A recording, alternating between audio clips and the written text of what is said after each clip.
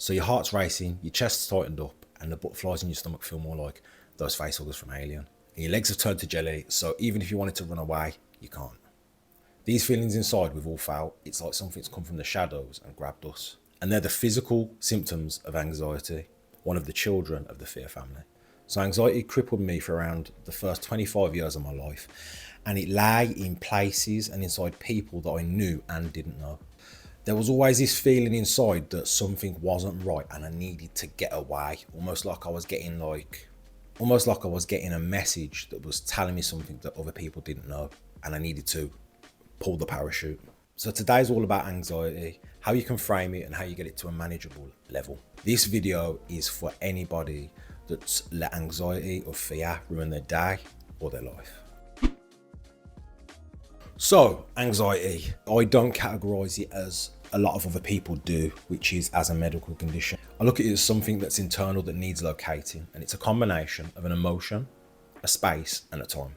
What it does is it demystifies this condition and it places me in a position of power where I can take action as opposed to being a victim to this said condition. And that's not a bad starting point to be in, to be fair. So let me explain. So I see anxiety as a form of fear with some specific conditions applied to it. So anxiety lies in the future. It's a fear of what isn't here yet. Like, think about it. Have you ever been anxious about something that was in the past? No. You may have been anxious about something that happened in the past that's going to happen again, and that places it into the future. Sensational. Now, this fear lies in the future and it occupies certain spaces, all of which are unknown. Exhibit A, your mom's going to whoop your ass when you get back from school, and you know it's going to happen. That's not anxiety. That's fear, man. That's just fear. So the unknown part of anxiety makes up the unknown places we haven't been yet and people we haven't been around. But it also lies inside the small unknowns inside the known. So using my example of getting your ass whooped, is it going to be the slipper or the belt? That's anxiety because you don't know about it. The whooping itself, that's just fear. These little unknown crevices are the places that your anxiety lives, and we have to locate them. So the pull is the effect that the magician energy has on us. And what it will do is it will pull us away, especially from social situations, stopping us from being seen, heard, or to connect to others, essentially dragging us into the shadows. If you've got spaces in your life where this pull comes up and you can feel it rise within you, they are the spots where your anxiety lives. Make sure that you take a note of them, write them down, because this is the recon for tackling your anxiety. And this anxiety can pop up in all sorts of spaces. This could be crowded spaces, public speaking, it could be recording a YouTube video. It's not so important as to what you're doing, it's important what's going on internally inside you, and when that pull comes up, take notes. So now we've located the energy and we know the effect that it has on us when we enter certain spaces and times. Now we need to form it tangibly inside our mind. So what do you mean, Tosh? Form it. First, we've got to separate it from us. Remember, guys, emotion is just energy in motion.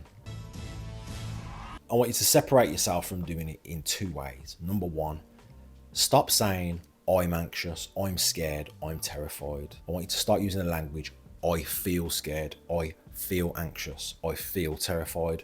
What this does is it separates you from being one with the emotion itself. You're separate. You feel the emotion, but you're not the emotion. You are not it. Next, you want to give this energy a name. The energy that makes your chest tight, your heart race, and your legs like jelly. I didn't name mine back in the day, but you know, now I know, and now you know. So give it a name. For the sake of this video, I'm going to call mine Henry. Henry, baby. Give me the Henry. Other members in my family have called their anxiety Tina and Becky the bitch. So there's a few examples. So Henry, or anxiety, makes up part of the magician archetype that is governed by fear. It's the part of us that thinks deeply, wants to reflect, wants to know and understand why the grass is green, why chickens lay eggs. It has the ability to see internally and externally as well. And it's the reason why we have those internal conversations with ourselves. It's also the thing that makes us aware of potential dangers ahead, and that's why you don't want to switch this off completely. You still want to have an awareness around you and understand what's going on, have a sense of vigilance and discernment, but you don't want it going too far to the point where you trap yourself inside. This overworking of the magician energy, I call the magician doing overtime or the shadow magician. This is the difference between a Gandalf and a Saruman. My nerds know. One guides and teaches, while the other one lies and misleads us in many different subtle ways. And how I like to frame is anxiety being this malfunctioning of the imagination that's within us. So the imagination is great for creativity, but it's also fantastic for protecting us. So it can paint an internal image of what would happen if we jumped off a 100-foot cliff, or if we went to pet a tiger, or ran in front of a double decker. And this is fantastic. It saves us from being deleted in dumb ways. But what this energy does, if it does over time, is it creates too many scenarios that are unknown inside, and this generates fear within us, known as anxiety. And what this does is it traps us internally. It stops us from getting out there, taking action, getting onto the battlefield, if you will. So now we know what we're up against. We've got to start waging war on this Henry fella, this internal version of us. You can see what I'm doing here, can't you? So I see Henry as this sleazy, back alley hustler that's been selling me bullshit for the last 15 years. And now I've just figured it out. So what I'm going to be doing is every single time I see Henry, I'm going to be calling him out on his shit. And there was a quote that I read that started me on this path. And the quote went something like this: 80% of the things that we're anxious or scared of never actually happen. 80%, it's actually insane when you sit there and think about it. So out of every 5 things that Henry tells me that I listened to all of, 4 of them will never even happen. 4 out of 5, they'll never even happen. That's a crazy thought, isn't it? How many times has Henry stopped you from going and doing the thing that you know you need to do? Henry, this guy's been protecting me, but he's also been selling me a ton of lies. So now with this newfound information, it's time to separate the wheat from the chaff. Let's call this fucker out. So what often happens with men and boys is that fear and anxiety, they usually get shamed out of them, shamed, ridiculed, bullied out of them. And this is most common in areas that are more rough around the edges. So places like inner city, council estates, and the projects in America. That pressure cooker will squeeze out any express fear. What happens in these areas is that fear and anxiety and the rest of it, it all gets stuffed down to the point where we don't even acknowledge it internally. Now, when that happens, it gets put into the shadow bag or underneath the surface, and it bubbles up over time. So what eventually happens is it starts coming out sideways in ways that we don't realize. That's called compulsively. We don't think about it, it just flies out. This could be angry outbursts or different impulsive actions, just because we didn't express what we needed to express in a healthy way. So facing it, naming it, and learning how to channel it is the only way to go forward, guys. So I heard a smart guy once say that fear is just excitement without the breath. And I thought, shit, is this guy right? And it turns out that anxiety is just excitement that your body hasn't learned to control yet.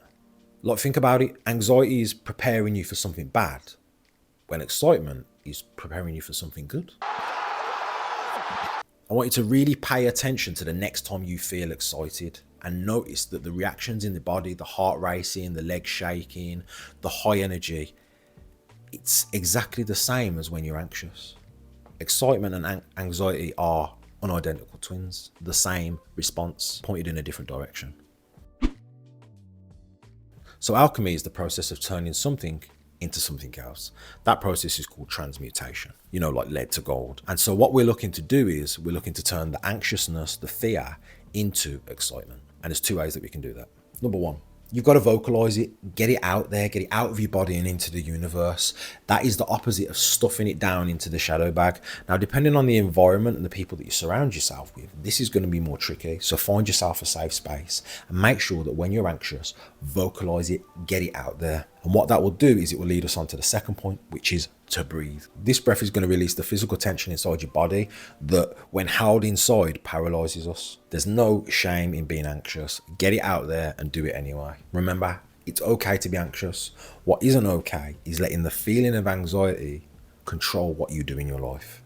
Remember, young one, without fear, there is no courage. So whenever that pull comes up and Henry comes out and he tells you, you shouldn't be doing this because of X, Y, Z, you need to shut him down immediately and aggressively. Really go for it. If you whisper or you try and be soft with him, what he's going to do is he's going to roll you over and he's going to tuck you back into bed. That's exactly what he'll do. So make sure you're aggressive internally with that energy when it comes up, because if you're not, you'll lose. I promise you, you'll lose. And secondly, you want to go out and do the exact thing he told you not to do. It's going to feel weird. Every part of your body is going to say, no, we're not doing this. But that's the whole point of it. And through practice and going out and calling Henry's bluff every single time, what you're going to find out is 99% of what he tells you not to do and why you shouldn't do it, it's all a lie. It's a lie that we tell ourselves internally. Make sure you separate it from yourself and then you challenge it. Anxiety is a momentum-based emotion and it gathers strength fast. So what we need to do is we need to challenge it constantly to keep it in check. Otherwise it will overwhelm us. Now, it doesn't shrink and it doesn't disappear. So don't expect it to just be gone after 3 or 6 months or 6 years even. But what will happen is every time that you challenge it, you become stronger in the face of it. It's honestly a lifelong process to refine this raw magician energy that we have inside of us. Show me that you're doing the work. Tell me the name of your anxiety, how long it's been impacting your life, and what you plan to do to it the next time it shows its head. I know how much it can cripple people from the inside out, and I really, really hope that this video can help you in your journey forwards, honestly. If you think that this video could help someone, especially a young man who's hard to reach, share it to them.